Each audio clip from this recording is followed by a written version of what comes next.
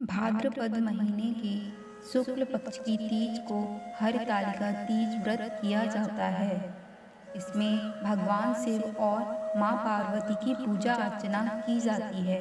कहते हैं इनकी पूजा से महिलाओं को अखंड सौभाग्य का वरदान मिलता है। हरतालिका तीज भगवान शिव और देवी पार्वती के वैवाहिक बंधन का सम्मान करने के लिए मनाई जाती है। हरतालिका तीज पर लड़कियां और विवाहित महिलाएं दोनों ही व्रत रखती हैं और हरतालिका तीज मनाती हैं। महिलाएं इस त्योहार को आनंदमय और खुशहाल वैवाहिक जीवन के लिए अनुष्ठान के साथ मनाती हैं। ऐसा माना जाता है कि देवी पार्वती ने भगवान शिव को पति के रूप में पाने के लिए हरतालिका तीज का व्रत रखा था। पौराणिक कथा के अनुसार एक बार भगवान शिव ने पार्वती जी को उनकी पूर्व जन्म का स्मरण कराने के उद्देश्य से इस व्रत की महत्ता की कथा कही थी। श्री भोले शंकर बोले, हे गौरी, पर्वतराज हिमालय पर स्थित गंगा के तट पर तुमने अपनी बाल्यावस्था में 12 वर्षों तक अधोमुखी होकर घोर तप किया था। इतनी अवधि तुमने अन्न न खाकर पेड़ों के सूखे पत्ते चबाकर व्यतीत किए। माघ की विकराल शीतलता में तुमने निरंतर जल में प्रवेश करके तप किया। वैशाख की जला देने वाली गर्मी में तुमने पंचाग्नि से शरीर को तपाया। श्रावण की मूसलाधार वर्षा में खुले आसमान के नीचे बिना अन्न जल ग्रहण किए समय व्यतीत किया। तुम्हारे पिता तुम्हारी कष्ट साध्य तपस्या को देखकर बड़े दुखी होते थे। उन्हें बड़ा कलेश होता था। तब एक दिन तुम्हारी तपस्या तथा पिता के कलेश को देखकर नारद जी तुम्हारे घर पधारे।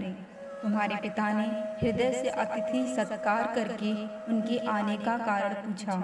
नारद जी ने कहा, गिरिराज, मैं भगवान विष्णु के भेजने पर यहाँ उपस्थित हुआ हूँ।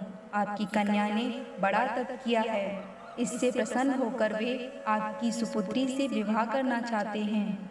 इस संदर्भ में आपकी राय जानना चाहता हूँ। नारद जी की बात सुनकर गिरिराज गदगद हो उठे। उनके तो जैसे सारे कलेश ही दूर हो गए। प्रश्नचित्त होकर वे बोले, श्रीमान, यदि स्वयं विष्णु मेरी कन्या का वरण करना चाहते हैं तो भला मुझे क्या आपत्ति हो सकती है। वे तो साक्षात ब्रह्म हैं। हे महर्षि, यह तो हर पिता की इच्छा होती है कि उसकी पुत्री सुख संपदा से युक्त पति के घर की लक्ष्मी बने। पिता की सार्थकता इसी में है कि पति के घर जाकर उसकी पुत्री पिता के घर से अधिक सुखी रहे। तुम्हारे पिता की स्वीकृति पाकर नारद जी विष्णु जी के पास गए और उनसे तुम्हारे विवाह के निश्चित होने का समाचार सुनाया। मगर इस विवाह संबंध की बात जब तुम्हारे कान में पड़ी तो तुम्हारे दुख का ठिकाना न रहा। तुम्हारी एक सखी ने तुम्हारी इस मानसिक दशा को समझ लिया और उसने तुमसे उस विक्षिप्तता का कारण जानना चाहा। तब तुमने बताया, मैंने सच्चे हृदय से भगवान शिव शंकर का वरण किया है, किंतु मेरे पिता ने मेरा विवाह विष्णु जी से निश्चित कर दिया। मैं विचित्र धर्म संकट में हूँ। अब क्या करूँ? प्राण छोड़ने के अतिरिक्त अब कोई उपाय शेष नहीं बचा है। तुम्हारी सखी बड़ी ही समझदार और सूझबूझ वाली थी। उसने कहा, सखी, प्राण त्यागने का इसमें कारण ही क्या है? संकट के मौके पर धैर्य से काम लेना चाहिए। नारी के जीवन की सार्थकता इसी में है कि पति रूप में हृदय से जिसे एक बार स्वीकार कर लिया जाए, जीवन पर्यंत उसी से निर्वाह करे। सच्ची आस्था और एक निष्ठा के समक्ष तो ईश्वर को भी समर्पण करना पड़ता है। मैं तुम्हें घनघोर जंगल में ले चलती हूँ, जो साधना स्त्री भी हो, और जहाँ तुम्हारे पिता तुम्हें खोज भी ना पाए, वहाँ तुम साधना में लीन हो जाना। मुझे विश्वास है कि ईश्वर अवश्य ही तुम्हारी सहायता करेंगे। तुमने ऐसा ही किया। तुम्हारे पिता तुम्हें घर पर ना पाकर बड़े दुखी तथा चिंतित हुए। वे सोचने लगे कि तुम जाने कहाँ चली गई। मैं विष्णु जी से उसका विवाह करने का प्रण कर चुका हूँ। यदि भगवान विष्णु बारात लेकर आ गए और कन्या घर पर नहीं हुई तो बड़ा अपमान होगा। मैं तो कहीं मुंह दिखाने के योग्य भी नहीं रहूँगा। यही सब सोचकर गिरिराज ने जोर शोर से तुम्हारी खोज शुरू करवा दी। इधर तुम्हारी खोज होती रही और उधर तुम अपनी सखी के साथ नदी के तट पर एक गुफा में मेरी आराधना में लीन थी। भाद्रपद शुक्ल तृतीया को हस्त नक्षत्र था। उस दिन तुमने रेत के शिवलिंग का निर्माण करके व्रत किया।